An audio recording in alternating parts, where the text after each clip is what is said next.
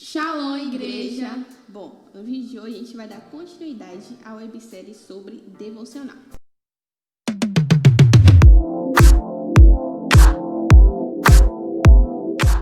Vamos falar agora sobre disciplina. Para a gente habitar nesse lugar de prioridade e disciplina, a gente tem alguém como referência, que é a vida de Paulo, o apóstolo Paulo. Em 1 Coríntios capítulo 9, versículo 27, ele diz bem assim: mas esmurro o meu próprio corpo e faço dele meu escravo, para que, depois de haver pregado aos outros, eu mesmo não venha a ser reprovado. Então, Paulo fala que ele direciona a vida dele numa constante disciplina, entendendo que ele já não é mais escravo do pecado e nem das suas próprias vontades. Ele entende que a vida dele é dirigida pela vontade de Deus. Então, ele toma isso como uma verdade para ele e passa a viver dessa maneira.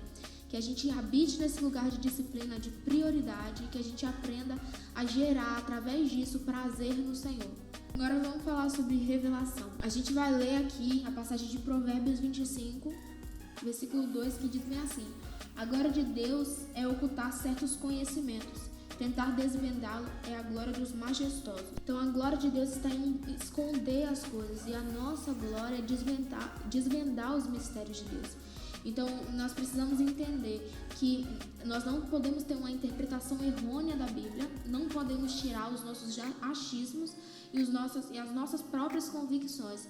E para a gente acessar esse lugar de revelação, nós precisamos depender do Espírito Santo, crer na obra que Jesus já fez na cruz e crer no ministério que Ele deixou para que nós exercêssemos, certo?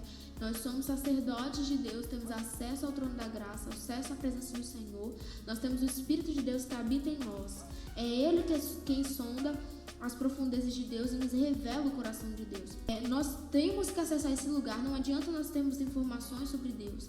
Se nós não tivermos revelação, nós não vamos conseguir conduzir uma vida diante de Deus. Por quê?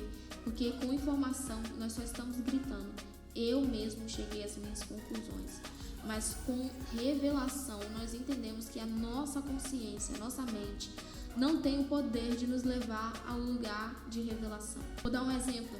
Tem momentos que eu estou lendo a Bíblia que eu entendo aquele versículo, que eu olho e falo: Deus, obrigada, porque eu sei que na minha própria interpretação, na minha própria força, eu não ia conseguir entender isso, só o seu Espírito me ensinando. Parece que o versículo que está escrito ali na Bíblia sai dali e entra em você, sabe?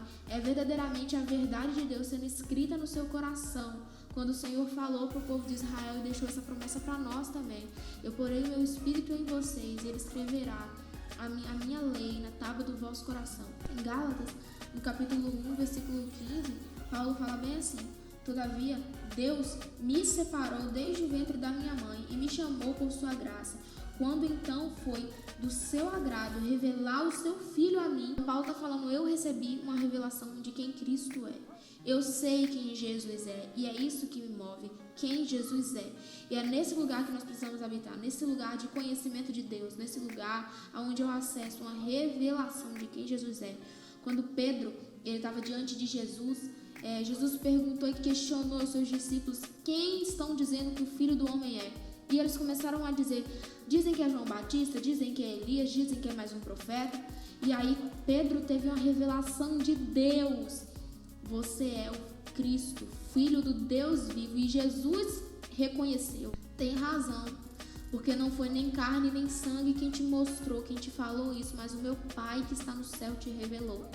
Então nós precisamos receber uma revelação de quem Jesus é, porque é nesse fundamento de quem Ele é que a igreja é levantada e estabelecida. Ele diz que é nessa rocha. Não era em Pedro que Jesus estava falando que ia estabelecer a igreja, que ia construir a igreja. Era no fundamento de quem Ele era.